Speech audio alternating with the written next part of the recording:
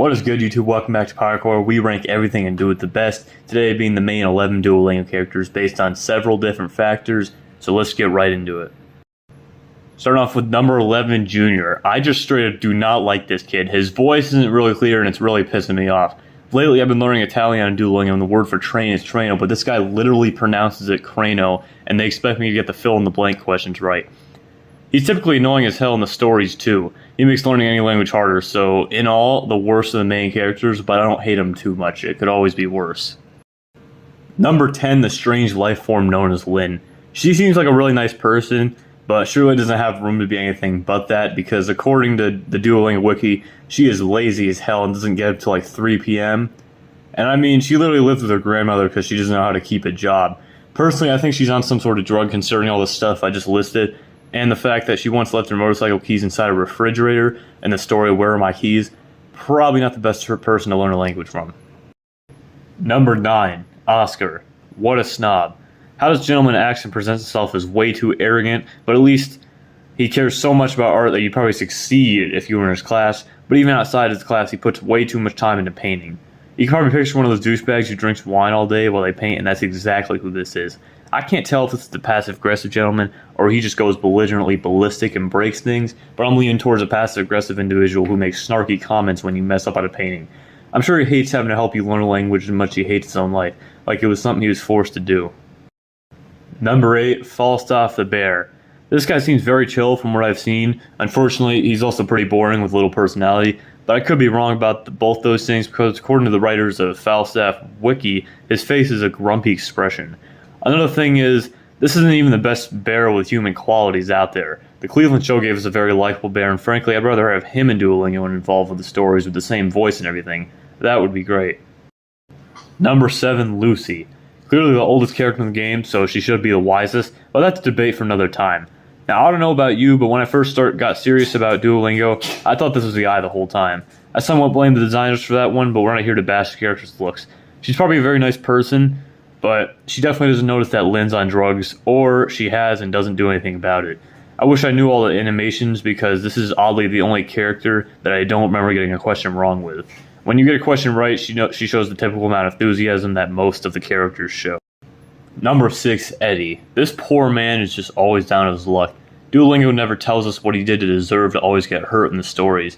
He does, however, work very hard. There are a lot of rumors surrounding him having a second job outside of the close to minimum wage gym teacher job, so I respect that. Plus, he's all alone to handle Junior. He has nothing but respect from me. However, they could definitely give him more personality than just the gym teacher and make him more entertaining to encounter on questions. Number 5, Lily. Duolingo is very good at representing a lot of people with their characters, and this one definitely does that. That's probably why this is one of the most popular of these characters. A lot of people just like her. It could also be because she stands out the most. This character has some interesting factors, but overall, I would like more enthusiasm from her when I get a question right. I'm not a fan of the negative attitude. However, the Duolingo wiki says she secretly cares a lot, so that's just a mask she puts on. She probably has no problem in Oscar's art class because he's probably scared to say anything to her if she makes a mistake. Other than that, she's a pretty helpful character for the game and completing the lessons. Number 4, Beatrice. She shows typical enthusiasm when you get a question right, but it doesn't stop the other factors about her from being interesting. Duolingo's little bio they gave her says she's a control freak. She pretty much forces you to accept her help. This is the feminist of the year right here, and you can just tell by the way Duolingo made her look. She's also dating this side character named Daniel, who is this nice beta male nerdy gentleman who probably can't stand up for himself, but that's just the way B likes it. At least, she is actually really helpful in learning the languages. The game designed her to be faster paced, and someone like that is always good in forcing you to keep up with them, and that's simply better than all the previously ranked characters.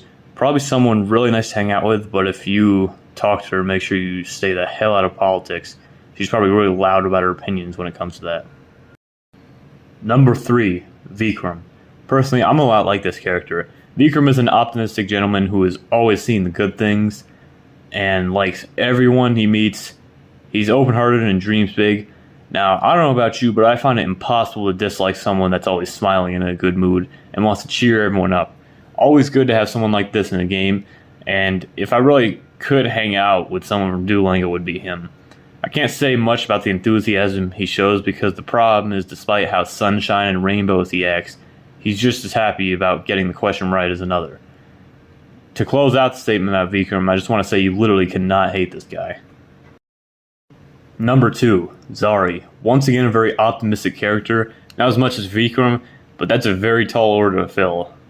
The real respect from this character comes from how crazy she gets when you get a question right or complete a lesson. This is another character I suspect is on a drug of some sort, because of the way she literally bounces off the walls over you completing a lesson, and then afterwards you can still see the enthusiasm. As for just getting a question right, she is animated as if she just saw the world's cutest puppy with her eyes lighting up. I suspect drugs, though, because I can't bring myself to believe that someone would care that much over someone else getting a question right. She looks the part, though, for someone like that, which brings me to my next point. Either Zari or Junior had the best character redesign. Them changing to what they look like now is the best decision Duolingo has ever made. Alright, number 1, Duo. What do I even need to say? Without him, none of this would even be possible. The king, the icon himself. He's everywhere. Everyone knows who he is. He's the head coach. You'll see his face everywhere just because of the reminders. And if the internet taught us one thing, it's that he will inflict serious harm on you if you don't complete your lessons. So he's literally a cultural icon at this point that is literally changing the world. There really couldn't be a better character to represent Duolingo. I mean, an owl represents so much. Overall, I like all these characters because of the selection of these 11. They go together so well and open up so many doors for stories and whatnot. They have a little bit of everyone. Duo is the centerpiece to all of it. He has to be number 1 on this list. Thanks so much for watching this video. Please like and subscribe so I can make better and better content each and every day. Leave a nice comment. Could be a suggestion, could be a review, whatever you please, and don't forget to learn on Duolingo. See you in the next ranking.